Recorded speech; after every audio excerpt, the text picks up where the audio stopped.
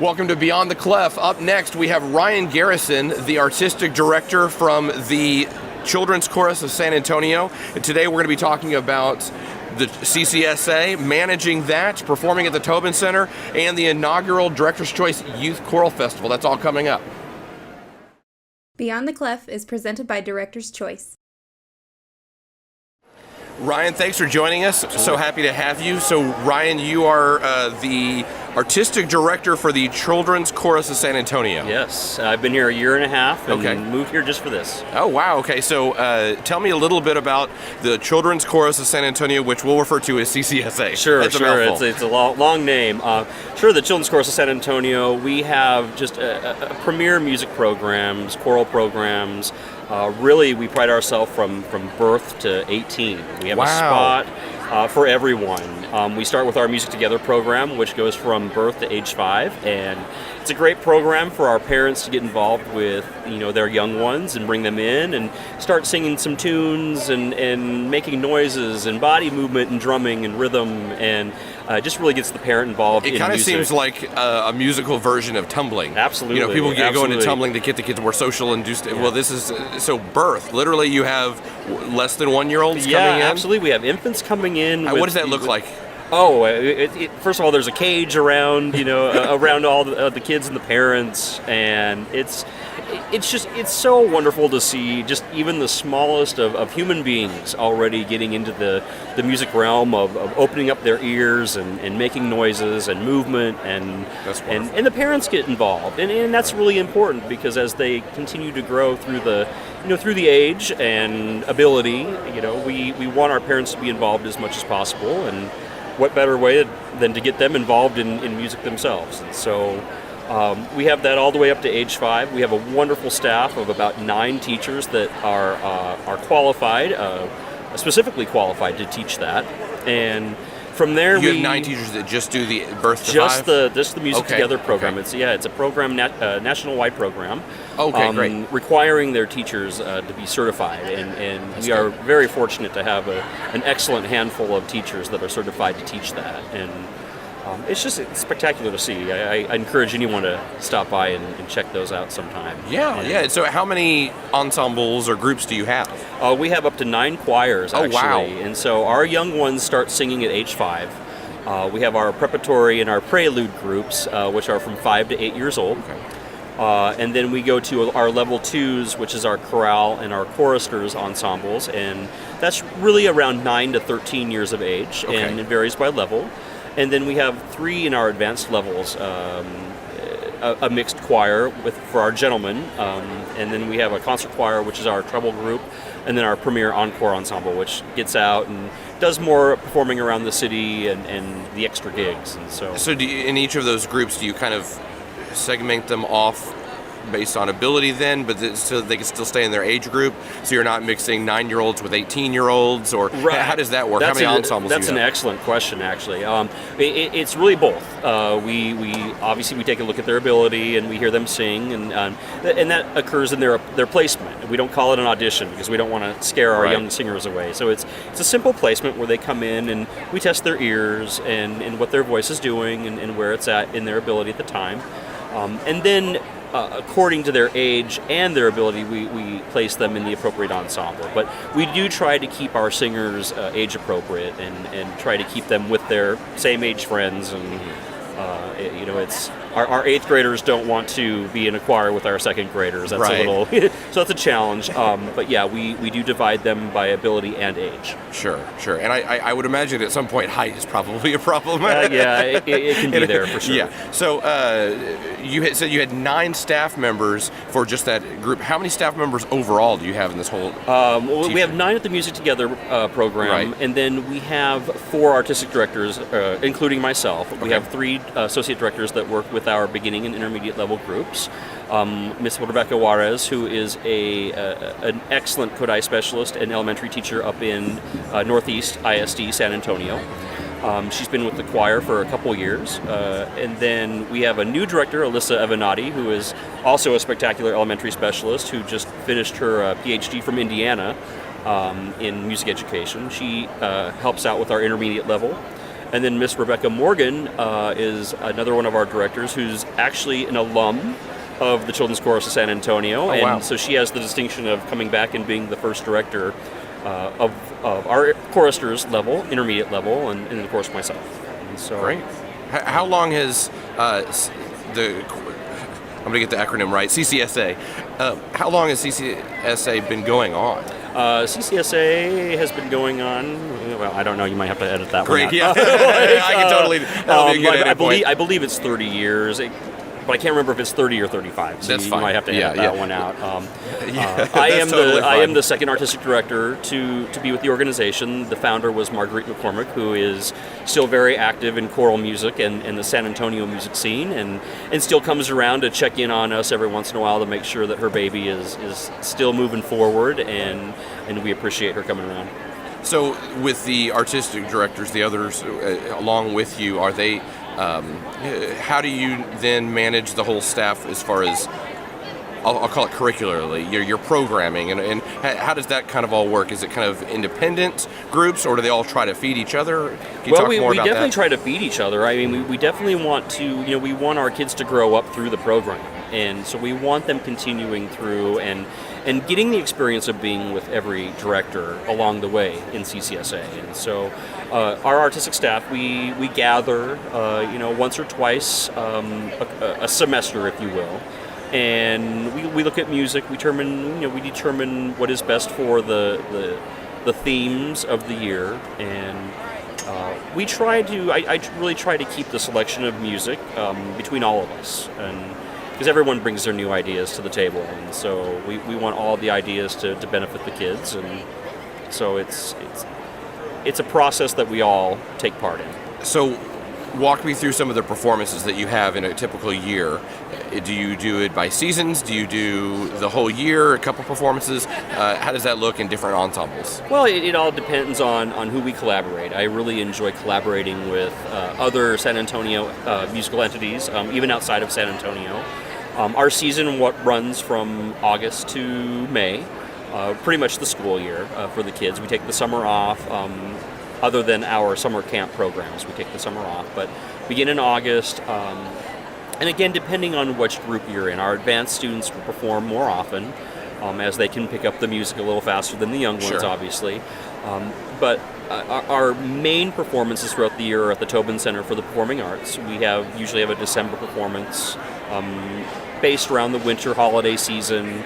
And then in the springtime, we have another performance at the Tobin. And so that really is one of the biggest highlights for our kids is to have the opportunity to perform in a world-class venue like the Tobin Center. Absolutely. Yeah, and I've gotten to perform at the Tobin Center myself, and it is world-class. It's fantastic. Right. And so, and of course, we have our fall programs in there. We have some previews that we do. And we have 2 educational programs that we just started this year. We started an all-boys festival where we had over 400 boys come to the Tobin Center and do a day of rehearsals, and I think we just darn near sold out the Tobin Center for that performance. And so those boys had the opportunity to, join together, camaraderie, sing some rehearsals, sing some tunes, and we had all the way from 9 all the way up to 80. I mean, we had the Marksmen there, which is a barbershop group here in town. Oh, wow, great. Lumen, who is a professional men's ensemble here in town as well, and so the opportunity for them to collaborate, with those young men was a fantastic experience. And we did the same thing for the girls in February. We did the same festival for them where they got to gather together and day of rehearsals. And there we had the Treble Choir of Houston come join us, and Mariana Simpson, who is their director. And so we try to give as much experience as possible for the kids to perform and to get out and work with other groups. And you talked about collaboration. Tell me more about some of the groups that you collaborate with. Sure. Well, the Children's Chorus San Antonio, in years past, and even in the year and a half that I've been here, have collaborated with many, many musical groups throughout San Antonio. The San Antonio Symphony, for example, they've done the Holiday Pops in December with the Symphony. Opera San Antonio, the kids were selected to perform Macbeth and La Boheme last year, and so the kids had singing roles in those operas. And then obviously Lumen and Marksman, which I had mentioned. But really exciting is for this spring, we're going to collaborate with Mojo Rimba, which is a fantastic instrumental organization in Judson ISD under the direction of Bonnie Anderson. She's a Grammy Award-winning educator, and just see what her kids do on these instruments, it's pretty phenomenal. And so to bring them into the Tobin to work with our singers, and it just provides a really unique performing experience for all. And tell me specifically about that performance, so we get a picture of what that looks like at the Tobin Center, collaborating with your group and their group. Detail, what is that going to look like? The concert is on May 12th. It's Awake into Spring. It's kind of our Mother's Day gift, since it is Mother's Day. Oh, perfect. And absolutely. And so Mojo Rimbo will come in and perform with the kids, and each ensemble will have their own set of pieces. Again, I like to collaborate and combine, and so we have a few pieces where all of CCSA singers get together and sing the opening and the closing, which is about 160 plus singers on the stage at one time. Wow. And they will join us. Mojo Rimbo will join us on those pieces, and so it's kind of a celebration of song, really. And then they'll come and they'll provide their set of performance and give our singing audience a taste of that side of the instrumental repertoire, which is just, it's marimbas, it's unique, so it's good to bring that to everybody. How many students overall are in the program? Well, with our Music Together programs, our core ensembles, which is our 8, 9 that I've mentioned as well, and I've left out 2 actually. CCSA also started a partnership with the Boys and Girls Club of San Antonio, where we take our choirs and our rehearsals to their clubhouse locations once a week. And we are now in 2 clubhouses, and we are serving 5 clubhouses here in San Antonio, where they transport students into one clubhouse, and we have rehearsals, and again, bringing that joy of singing to everybody that wants to. And really, that's what it's all about. That's fantastic. Making sure that kids have that opportunity. But we, with all of those together, we have well over 300 involved within the organization at any point. What's your rehearsal schedule look like? Busy. So obviously I don't do it all. So right. My directors are fantastic with that. But we do practice on Monday, Tuesday, and Thursday nights, depending on what group you're in. And each group usually rehearses up to 2 hours a week. The younger kids a little less, but we keep them busy. And occasionally we ask our singers to come in on Saturday and do what we call a retreat, or a retreat rehearsal where they get an additional 3 hours. And so we try to get as much education and experience and rehearsal for the kids as possible. Now, I was involved in a youth orchestra in my town, and I was on the board of directors. And 2 things I'd like you to talk about are first, the organizational structure for other people that are doing these kind of things in their towns. And then also I'd like to talk about recruiting, because that's a big thing that you have to make your organization survive. So tell me about the structure of your organization first. Yeah, so we do have a full board. Our board works together to fundraise, to bring in outside entities to really advertise for the Children's Chorus San Antonio and to promote what we do with the kids. And so we have a full board. Children's Chorus of San Antonio is a 501c3 nonprofit organization. And we also have a parent council who's very busy organizing and planning activities for the kids, whether that be a potluck dinner or a reception for the parents after concerts. And then a slew of volunteers. Our parents are very active in what we do and in helping the kids, helping the directors, helping everything function from rehearsals to performances to uniforms to making sure the hair is back and in a bun. We really just it wouldn't happen without the support of everybody. And really, it starts from our youngest all the way up to our oldest singers. So how do you now recruit kids? Because that's essential for an organization. Because I feel like at a school sometimes, if I'm having a bad year, that'll be okay. We can kind of get through into the next year or whatnot, or maybe 2 years. And that's actually happened to me at my organization. But then if you have a group like this, which is outside of school, and you don't have the people and honestly the money coming in, then the organization could die. Right. So it's essential to recruit. How does that look like, and what does that look like for you? Recruiting is tricky, but what I've really tried to do since coming to San Antonio is to show my support for schools, to show my support for their programs, and for the teachers. The Children's Chorus of San Antonio wouldn't be who they are if it wasn't for our public school choral directors, our private school choral directors, charter school, I mean, you name it. All of our music educators play such a significant role in the Children's Chorus of San Antonio and our success. And so I really try to support their programs, try to support their students, and then just encourage the enrichment side of CCSA. And so I'm not there to take their kids. I'm there to provide an extra outlet for those kids to get their enrichment, to grow as singers, to learn. So I think it really starts there, is really supporting our school programs and our teachers, and really going out and showing face and making sure that the kids know who I am and the directors know who I am and that I'm here to support them, and inviting them into rehearsals, inviting them to our performances or our educational programs is another great way to bring our kids in.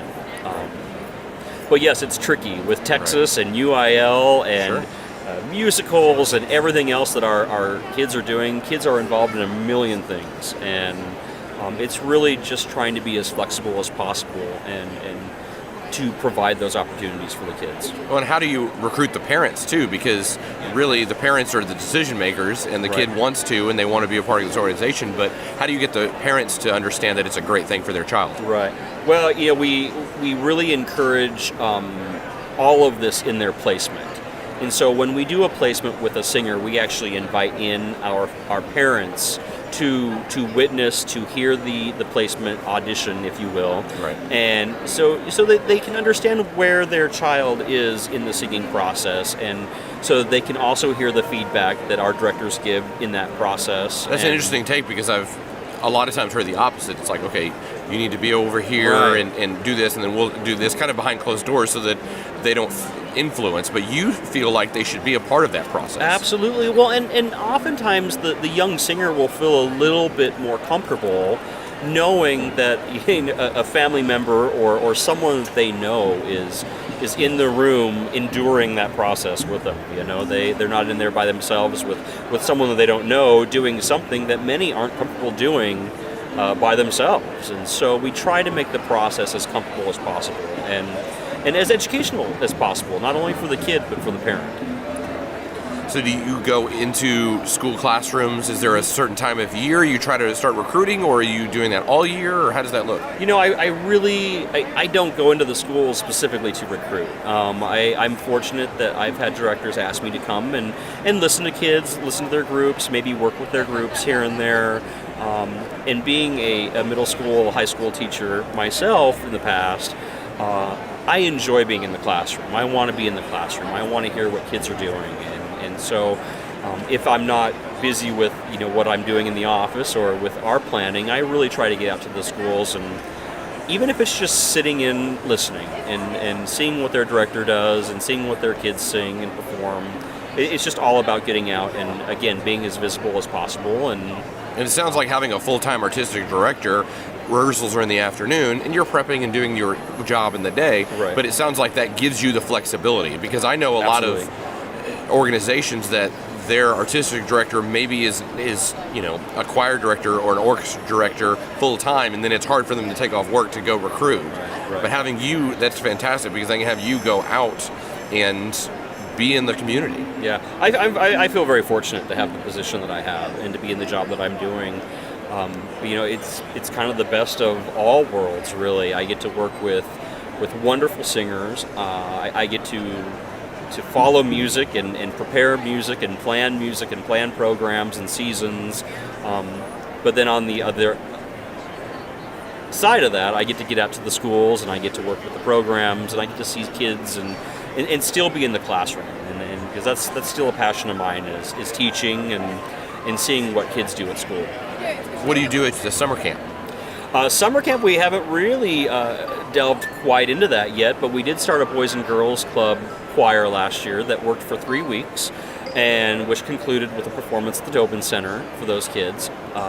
And we're planning on doing the same again this summer. And so this summer we're hoping to have a week-long camp for our advanced singers, and then maybe a week-long camp for our intermediate level singers too, just so that they get a little summer music in their head, so that nothing escapes too quickly during the summer months. But come in for a week and then hopefully culminate with a performance at the end, but that's still in the plans. So Summer camps are always so fantastic, I know, for my kids, because it does give them that jump in the middle of the summer. Absolutely. Because let's just be honest, a lot of them end up not getting to get to those instruments or get to sing or do whatever they need to do and get that good quality education, and then you get back after 3 months of being off. So all the kids that go to the summer camps always are doing a fantastic job when they get back. I think, let's be honest, I think that's been all of us at some point, whether you're a teacher, a director, or a singer, instrumentalist, performer yourself. I mean, I think at some point, all of us have maybe taken a little too much summer off and kind of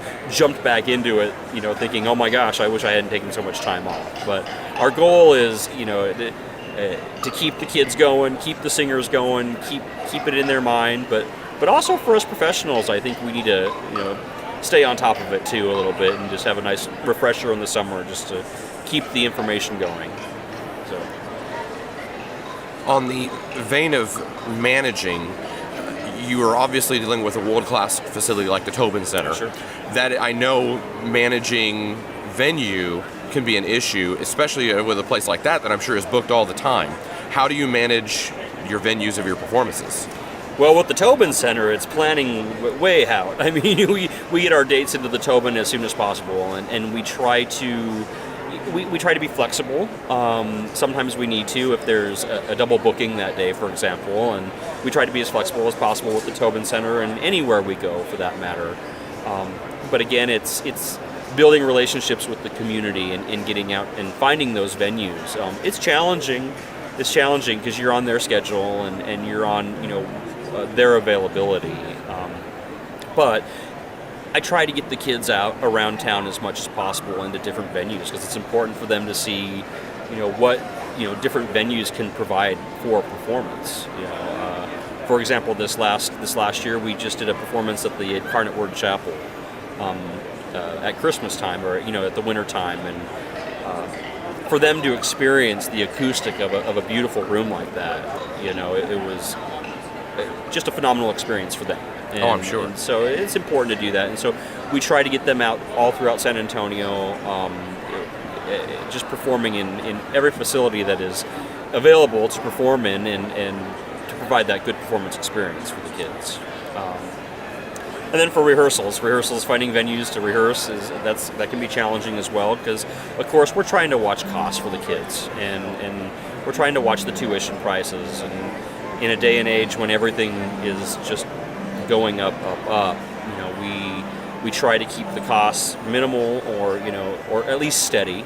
And for this coming year, we're just happy that we don't have to raise prices, and so that all that's considered when finding venues and scheduling rehearsals and just finding locations for our singers. So what happens if you have a student that really wants to be a part of your organization, but the parents don't think that they can afford the tuition? Do you have a function to help them? Yeah, in the past, we never know this until later in the year, but we have been able to offer financial aid to some singers. It's minimal, but we do our best to provide what we can.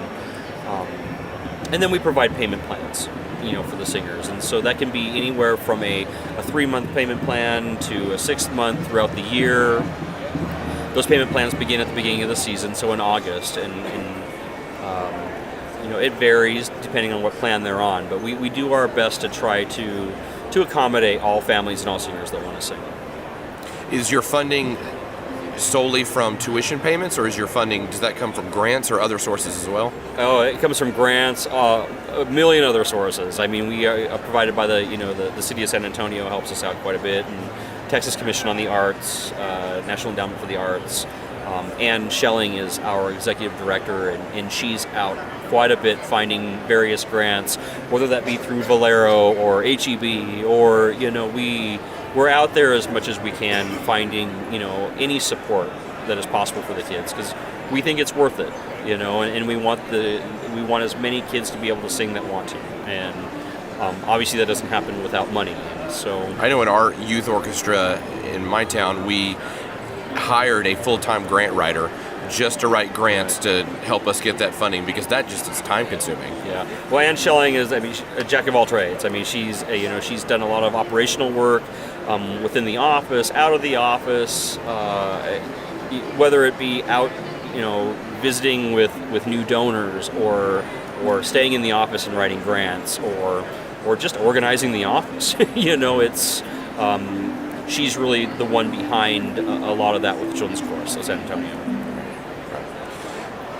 So can you tell me about y'all's future participation in the inaugural Director's Choice Youth Choral Festival? Absolutely. This is exciting. Obviously we're, as an organization, we're thrilled to bring people to the Tobin and to show people the Tobin Center of the Performing Arts. It's a world-class stage. It's a world-class place to sing, to play, to just to see. And so to be able to be a host for Director's Choice in San Antonio, it's an honor for the Children's Chorus of San Antonio, and we're looking forward to, not only being that host, but providing kids to take part in that festival and to experience everything that Susan Broomfield brings to choral music, which is You're mentioning Dr. Susan Broomfield from Texas Tech. Yes, music education at Texas Tech. Arranger of so much wonderful music. I was just talking to a fellow music middle school educator just outside before the halls opened today.